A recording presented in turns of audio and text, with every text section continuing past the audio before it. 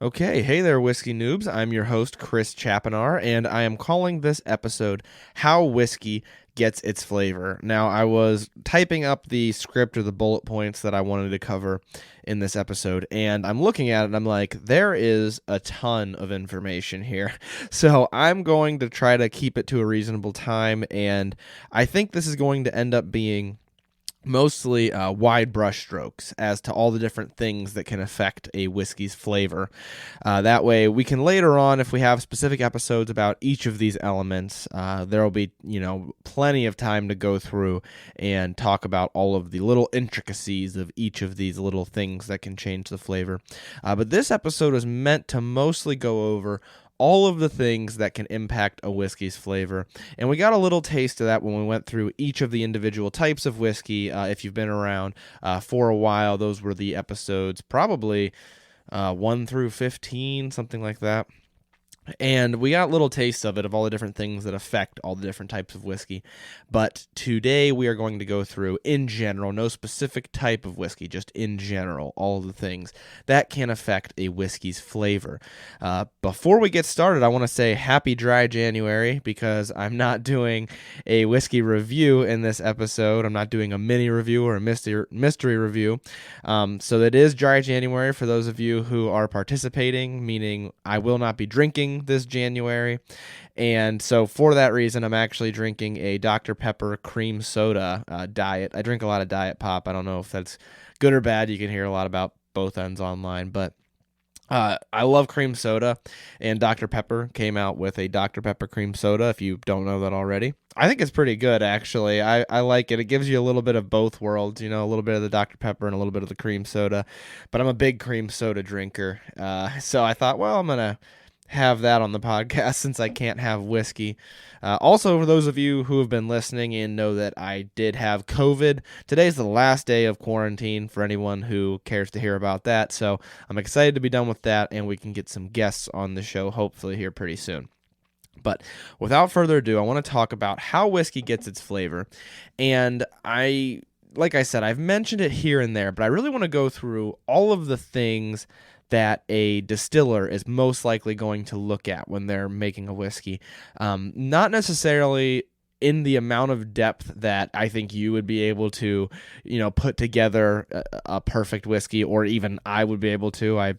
Make no mistake, I do not believe I could put together a good whiskey without anything other than luck. But I want to do it for the reason that it will help people appreciate, I think, all that goes into making whiskey and all that is normally considered by a distiller. It's not just a matter of throwing together the ingredients. These distillers are actually looking at a lot of stuff. And so for that reason, I wanted to outline a lot of the things that they look at, and then also that will help you to see when you're looking at a whiskey, you can start to learn more about it by knowing all of these things and knowing, what type of a mash bill it has, and then also some more specific stuff than just mash bills that we're going to get into a little bit. But once again, I don't intend to cover it enough that I think you'll be able to pick out the right yeast for a whiskey. I do not know enough about whiskey to be able to do that myself. So I mainly want you to know what are the dials that the distillers are turning in order to change these flavors and things. And I think it's pretty cool, and I think it really shows that this is not just an activity for people who like to get drunk. This, especially the distilling side of it, is an art form. There is so much that goes into this, and maybe it didn't start off that way, but it certainly has become an art form. So that's kind of what we're getting into today. Like I said, I'm going to try to keep it to a reasonable time, but we'll just see how it goes. And one thing I also want to mention, I'm going to mention some of the different flavors that can come from each of these options. But I want to make very, very clear that each factor, each dial that we're going to talk about could produce crazy different flavors. They are so many different types of each thing. For example, let's just say barley. There's so many different types of barley that I could say, well, barley usually brings you these flavors, which is what I'm going to do. But barley could also bring you a lot of other flavors too. I'm just picking the most common based on what I read online and what people seem to agree about, and then also my own experience drinking these whiskeys. So without further ado, let's get into it. And the first and probably the most important, the one you've definitely heard me talk the most about on the podcast, is the mash bill. Whiskey is made out of cereals. And if you don't know that already, you could probably have heard that in earlier episodes, but let's just say that you don't know that already. Whiskey is made up of cereals, which are like grains. The most common are malted barley, unmalted barley, and I'm putting those separately, but they are both barley. Corn, wheat, and rye. And those are the most common cereals that people are going to use to make whiskey. Cereals are the bare bones. They're the bare ingredients of the whiskey, so obviously they're going to have a huge impact on the flavor. Now, malted barley is probably the most common across all categories of whiskey. Malted barley is going to be present in a lot of different whiskeys, most specifically Scotch and Irish. Single malt Scotch whiskey, that is the ingredient, is malted barley. Now, if you're not sure what malted means, that's okay. Basically, it just means that they wet down the barley and they get it to sprout. They trick it into like wanting to grow, and then they stop it from sprouting by drying it out. And what that is going to do is going to take the starches that are in the barley and allow it to become sugar and then be fermented, because yeast has a really hard time fermenting unmalted things. It needs enzymes in it to help it do that, and it can be done. I don't want to mistake you that it can be done, but it's much easier to malt it, and then the yeast can attack it and break it down. I don't know all the specific science about that, but that's the gist of it. So malted barley is really common, and it's going to have like a sweet toffee-like caramely taste to it. You're going to get that a lot in single malt scotches. They're going to have that kind of a sweetness. Sometimes I'll get spiciness, not in terms of like a rye spiciness that we're about to talk about, but more like a clove almost. But the most common notes, especially agreed upon online, are sweet, toffee-like, caramely, those sorts of things. And then you have unmalted barley, which you would think would be basically the same, but it's actually not. And that unmalted barley, when you put that in your mash recipe, is going to have more of a barley-like flavor. You see these a lot in pot still whiskeys in Ireland. So a single pot still whiskey, they actually need to have a certain portion of it needs to be unmalted barley. And so that's going to give it more of like a grassy, spicy flavor, almost like the cereal type taste that you would expect. And sometimes I've even gotten like a buttery granola from it. You get that a lot in Irish whiskeys in general. And so the most common, like I said, the most common whiskey you're going to see this in is going to be a pot still Irish whiskey. Another thing that I should mention, especially about barley, but this applies to all of these cereals, is that they all have so many different variations and strains. So like one barley is not just all barleys are going to taste like that. There are a ton of different strains. You can look them up. There's actually certain ones that are like qualified to be certain types of whiskey, and it's pretty interesting, but another factor that goes way into it. So your distiller's not just picking malted barley or unmalted barley or corn or wheat or rye. They're also picking the type of barley, corn, wheat, or rye. So it's very interesting, and there's, like I said, tons of different types and specific types that are used for whiskey as well. But moving on to corn, which is America's favorite, is what I have titled corn. It's America's favorite because corn has to be at least 51% of a bourbon's mash recipe. So a bourbon has to have a majority of it be corn. And corn at first, when it just comes out of the still, if you've ever tasted moonshine, then you might know this. Corn at first just tastes like corn. And that sounds weird, right? Like whiskey tasting like corn. But once you try it, you'll be like, oh, that kind of does just taste like corn. And as it ages, though, is where the real magic happens in a bourbon. So as corn ages, the corn flavor kind of fades, or as the whiskey with corn in it, not just like the actual corn, but as the whiskey with the corn in it ages, the corn flavor kind of fades, and then it becomes this general sweetness. And I actually read a couple of sources online that said that they don't think the corn actually does bring that sweetness. They think the corn has little to no flavor. It produces the alcohol, and then the barrel sweetness is what's coming through. It's neither here nor there, really. What's important to know is that the corn in the whiskey is going to make the whiskey end up tasting sweeter as it ages. Whether that comes from the corn or not, I don't know. I'll leave that to the experts. But a corn whiskey is typically going to have that general sweetness of bourbon. And you can definitely taste that. You can taste that difference between a bourbon or a Scotch or Irish, like right away. If you taste them side by side, you'll know.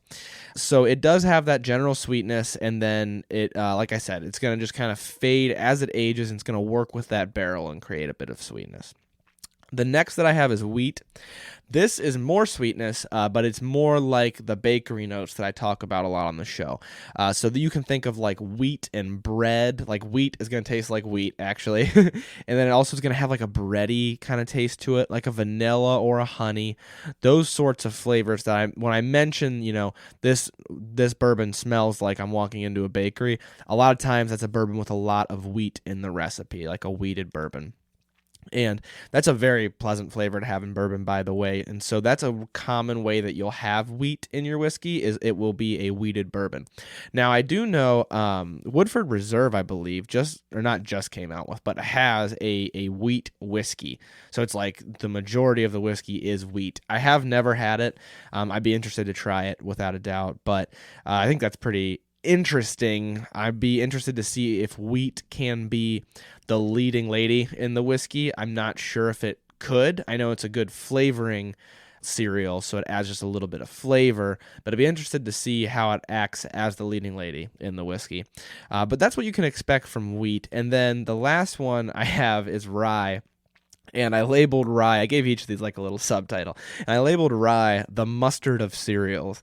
And that's not because it tastes like mustard. I labeled it the mustard of cereals because rye whiskey, or rye in your whiskey, is a lot like mustard in that you either love it or you hate it because it's one of those strong, pungent flavors. The first step into a rye is a high rye bourbon. You can have a bourbon that has that sweetness from the corn and then have the next highest ingredient be a rye, and you can get some of that spiciness that rye is going to bring. But there are just rye whiskeys. These are really common in Canada and also in the United States.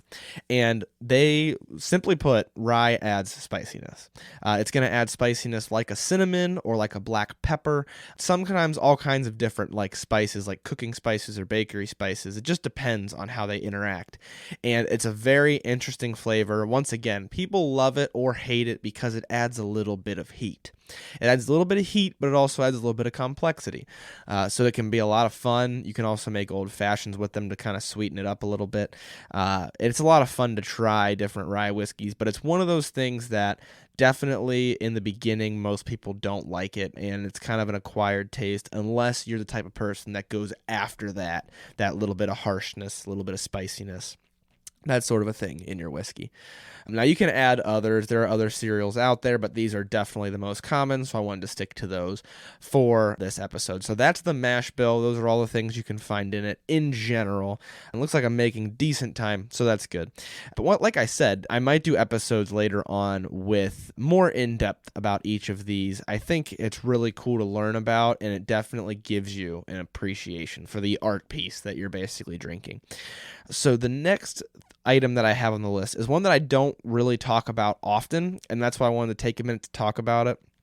I also know the least about it, so if I were to create a whiskey, I would need to research this a ton, and that is the yeast. Believe it or not, the yeast does have a pretty significant impact on the flavor. Yeast is the thing that's going to take your mash that you create with all of those cereals, and it's going to turn the sugars into alcohol. And when it's done doing that, it's not going to be as strong as a whiskey. It's going to be like the strength of like a wine, and then you distill it, and that's when it becomes whiskey. But the yeast plays a really important role. It's what's taking all those ingredients and then making them into alcohol. It's not alcohol prior to the yeast. And so it's important because different yeasts are going to do this in different ways and then also at different rates. Sometimes you can have a mash bill, take 2 days to ferment entirely and be done fermenting, or it can take weeks. It just depends. But the yeast is going to play a huge role because it's turning all of these sugars into the alcohol. Now, I'm not going to get into the science of it, but what you need to know is that there are all kinds of different yeasts, and some distilleries place a little bit more emphasis on this than others do, but the yeast to some distilleries is really important. And so you want to know that people actually spend time finding the right yeast, which is really interesting, but they're going to do different things chemically, and it's going to change the way that whiskey tastes. So, moral of that story is yeast is important, and the fact that people pay attention to that is very impressive and just goes to show what people are putting into this whiskey. The next category that can really change your flavor as well and you can see this really strongly sometimes, is the still that they're going to use to distill it. The still, for those of you who don't know, is the thing that is doing the distilling. It's where you're basically heating up all your whiskey, boiling it, it becomes vapor, and then you're condensing that vapor down, and it gets way, way, way stronger. Same way you would distill water, actually. But it's a little bit more important when you're doing it for whiskey because the still can have a pretty heavy impact on the flavor. You can taste this quite a bit if you try something that is made in a column still next to something that's made in a pot still. So those are the two main types of stills, and there's a lot more to it than just that. But the two main types of stills, you have a column still where the whiskey basically goes straight up a large column, and then you have a pot still, which looks more like it has almost like a Hershey Kiss top on it, where it goes up into like a specific point and then it comes over and down like real curly. I probably did a bad job of describing the geometry of it, but you can look up photos of these things online as well, and you'll see that they look pretty different, and they're going to give you two pretty different flavors. The column still usually is going to be stronger, and it's going to strip more flavor. So the actual alcohol, I should say, is going to be stronger, but it's going to strip more flavor out of it. The pot still, the alcohol is going to be a little bit weaker, but it's also going to allow for more of the flavor to come through in the whiskey. Now, there are other things that affect it as well. You've also got the batch size of the still. Like, how much whiskey can you put in the still at once? How much mash can you put in the still at once? There's also the height. And some distilleries place a large emphasis on the height of the still as well.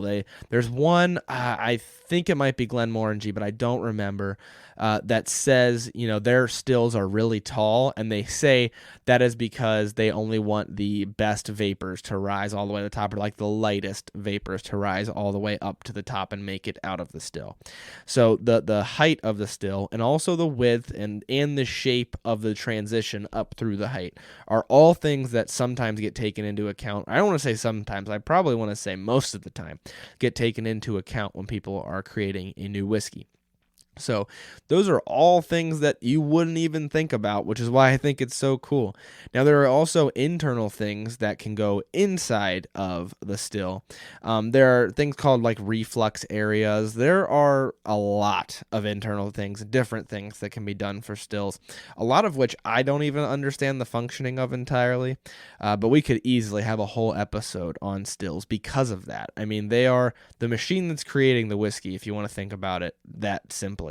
And so the way that the still works is definitely going to have an impact on what the whiskey is going to taste like when it comes out of the still. Another thing that can affect the flavor, I mentioned malted barley versus unmalted barley. The malting process, this is just a quick one because it's not quite as huge, but there is a malting process to malt the barley, and there are different ways of doing it. And the biggest thing that I would say about this is the way that they dry it out can have an impact, because once upon a time, people thought maybe if we burn this moss underneath our barley, we can dry it out.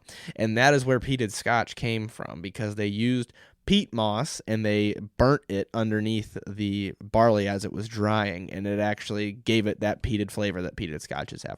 So another thing that you need to know is even the malting process, as small as it sounds, can have an impact on what the whiskey's going to taste like.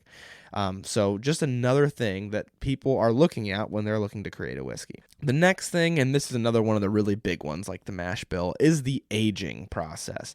And I've broken this into aging and finishing, even though sometimes it's only one barrel, and a lot of times it's only one barrel, but also a lot of times they will transfer through different barrels and casks. So I broke it into aging and finishing. Aging. The size and type of barrel that you're going to put your whiskey in and leave it to sit is going to have an impact on it. Not just how long it's aged for, but also the size of the barrel, the type of the barrel. And I say barrel because in America, a lot of times we say barrel, but there are also casks and all sorts of things like that. But usually for bourbons, it's a barrel.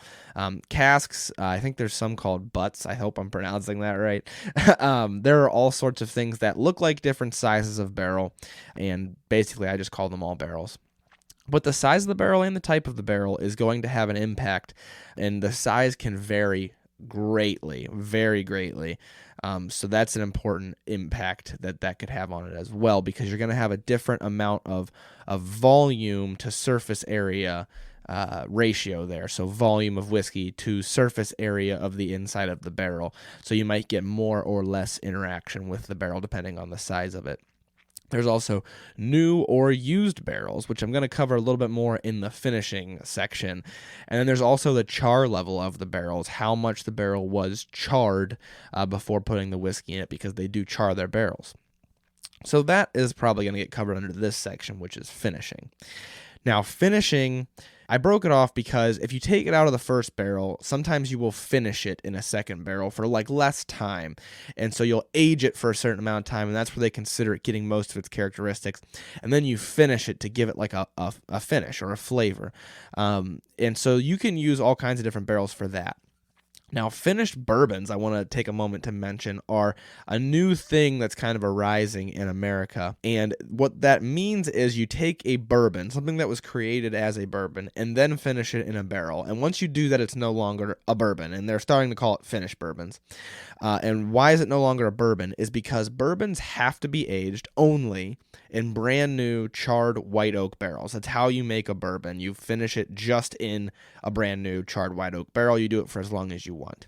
But if you put it in a different barrel, then the substance that comes out the other side is no longer a bourbon. So you'll see this often. A great example is Angel's Envy, one of the most popular finished bourbons, and one of my favorites. I absolutely love it. And it is they put on the bottle a Kentucky straight bourbon whiskey finished in port wine barrels. They put it right there on the bottle. And that's because they can't just call it a Kentucky straight bourbon whiskey anymore, because it's no longer. It was aged in something that's not a brand new white oak barrel. Now, the reason I mention that is because it's becoming popular, and that accentuates how important finishing can be. And then also finishing is really popular in Ireland and Scotland. It's nothing new to Irish whiskeys and Scotch whiskeys and the other categories of whiskey as well. So you can use more than one barrel. You can use barrels that previously held other spirits or wines, and that's where you're going to get different types of quote-unquote finishes. Now, common finish would just be a wood finish, so just finishing it in a barrel that it's going to give it a woody flavor. But there are other finishes that I think are a little bit more intuitive for what they mean, and those are the most common being a sherry finish, a wine finish, a bourbon finish, or a rum finish. And what that would mean is you took a barrel that used to have that in it and you age it in that. So like a bourbon finish would be, a lot of times Scotches and Irish will take used bourbon barrels and they will age their whiskey in the barrel that used to have bourbon in it, and that's going to give it more flavors as well. Wine barrels and sherry barrels, even rum barrels, they're all going to give their own types of flavor. And it's all another dial that has a pretty huge impact when you turn it. When you turn that dial, you're going to get some pretty drastic changes in the flavor. You can see that immediately if you try Angel's Envy next to most other bourbons. It has a very strong flavor that it gets from those wine barrels. It's one of my favorite things about Angel's Envy. It gives it a unique flavor, and I really enjoy that, actually. So finishing is a fun one, especially for the person getting into tasting whiskey, trying to decipher what the different finishes are going to impact, or how they're going to impact the whiskey and what they're going to taste like. That's a fun one to go through, just like the mash bill is. It might be a little bit harder to see how the still is going to impact it, or how the yeast is going to impact it. You can't really try two whiskeys that were just made with different yeasts side by side and see how that yeast is going to impact it. But it's a lot easier to do that with finishes, especially because a lot of Scotch manufacturers will produce like very similar Scotches that have different finishes on them. So that's a really fun one to try, and it's fun to try normal bourbons next to finished bourbons as well. So that is probably one of the biggest things that's going to have an impact on the flavor. And then another thing that's going to have a huge impact on the experience is bottling. And that's just what I call this category, is bottling. And what I mean by that is, typically, the majority of the time, I would say, your whiskey is going to be diluted with water, and then it's going to be bottled. And that's going to take it down usually to like 80 proof. That's like the most common. And they can use different types of water to do that as well, I should add. So that's another thing that they take into consideration. But there are also things called barrel strength and cask strength. You've probably heard of that. And that is going to make it significantly stronger, and it's going to change your experience a lot. Typically, barrel and cask strength are going to be stronger, and they're also going to, that strength is going to give them more complex flavors. So they're going to have that alcohol strength to them. but they're also going to have more complex, sometimes stronger flavors. And those flavors are going to interact differently because of the added amount of alcohol. So you're going to get a different experience from that definitely as well. So that's another, I just call it the bottling in general, like what they do between barrel and bottle is going to have an impact on your experience as well. And those are all of the main things that I wanted to talk about, because those are all of the things that are pretty much present every single time. Every single time they go to create a whiskey, these are all things that are most likely going to be considered. Then there are two other things that I really want to talk about. There are plenty of other things that you could do to a whiskey, but the two that I want to talk about that sometimes are present are the first one being the most obvious, flavoring. You can add artificial or natural flavors to a whiskey, and it will no longer be like the base whiskey. And what I mean by that is, like, you can have a bourbon that is then flavored, and it's no longer a bourbon. You can't add flavoring to a bourbon. And that's going to make it just considered like a flavored whiskey most of the time. And a lot of times, especially with bourbons in America or Canadian whiskey, that's going to end up making it less than 80 proof. I've noticed a lot of the time, and I think that's because they want to make it more of an easy drinker. It's typically not for the whiskey enthusiast who's drinking like straight whiskey to do tastings, because that flavor is going to totally dominate whatever you're going to taste in that whiskey. And then the other thing that's significantly more subtle but can have an impact is filtering your whiskey. This is really common in America for sure. A lot of bourbons will do a charcoal filtering, and then Tennessee whiskeys, it's actually a requirement for all Tennessee whiskeys except for one, which I forget the name of, but you can hear about it in the American whiskey episode that I did. A requirement for Tennessee whiskey is that you have to charcoal filter your whiskey through, I believe it's charred maple. That's called the Lincoln County process. And it's actually really common. You can do this as well. Like I said, bourbons do this, and it's one of those topics that's sometimes argued because some people say it's adding flavor to the bourbon, and so it's still up for debate whether or not that leaves it a bourbon or not. But I believe right now you're allowed to advertise as a bourbon. If I'm not mistaken, Jim Beam actually does it, and I know for sure Jack Daniel's does because they're a Tennessee whiskey. So that's just another thing that's going to have a small tweak on the flavor. They say that it doesn't add a lot of flavor, but that it does make the whiskey smoother by filtering it through that charcoal. So I think that one's pretty interesting because it's not something that you would think about, but it does in the end have an impact on the flavor. Now that's all of the things that I had that I wanted to go through, and I did want to keep it a little bit short so I didn't put anybody to sleep, but hopefully that gives you guys enough to interest you and make you want to look into these things. Like I mentioned, the easiest thing to do, the easiest factors from this episode to compare are the mash bill and the finishing, and I highly recommend you get into that a little bit because that's a lot of fun to see how different finishes will give it different flavors, and also which mash bill you like, which is especially important in bourbons because bourbons have the highest, I would say, variety of mash bill, whereas in Ireland and Scotland, it's mostly barley. But bourbons and Canadians also tend to have highly varying mash bills. So you can try a high rye bourbon and a wheated bourbon, and they're both going to taste like bourbon. Like when you taste them, you're like, oh, this tastes like bourbon, but they're going to taste pretty different as well. The added things in it, the things in it that are not corn, are going to give it totally different flavors, and that's why they're called flavoring cereals when they're used in bourbons like that. So I highly recommend you try that. And also barley will be present in bourbons as well. And see what you think about the different types of flavors. And you can really experiment with the mash bills. Try a single pot still next to a single malt because those are going to have two different flavors. One has unmalted barley in it, the other one doesn't. And try things like that because I think that really makes this hobby a lot more fun. Now, if you are following with Dry January, then don't try those this month. But you can plan to try them here in February when we get back to trying our different whiskeys and enjoying the hobby. So hopefully that gives you a new appreciation for whiskey and the art form that it truly is to create it. And these are all things that somebody who is a professional taster, who that's what they do, those are all things that they're going to consider very heavily. I consider myself, just a hobbyist. I enjoy the hobby of drinking whiskey. I don't take myself too awfully seriously when I do my tastings. I just like to enjoy it, see how it tastes, pull out the flavor notes, things like that. So it's not something that I ever have had to really heavily consider, but it's something that's a lot of fun to consider, the different things that were taken into account when you were trying a whiskey. And as I mentioned in the beginning, it's just another thing that shows this isn't just a hobby of drinking alcohol, because you get that a lot of the times. And I think that's a growing criticism of drinking whiskey, is that it's, just alcoholics disguising their alcoholism as something fancy. And I really want to break that, especially amongst the people who listen to this podcast and interact with the TikTok, because that's not what it's about. And I hope it's not about alcoholism for any of you listeners out there. I hope it's more about appreciating this art form that is whiskey. But that is all that I had for the episode today, so I hope you guys enjoyed it, and I hope you enjoy trying to taste the differences in these things moving forward. But that's all that I've got, so I will leave you with the number one rule, and that is learn to drink and always drink to learn.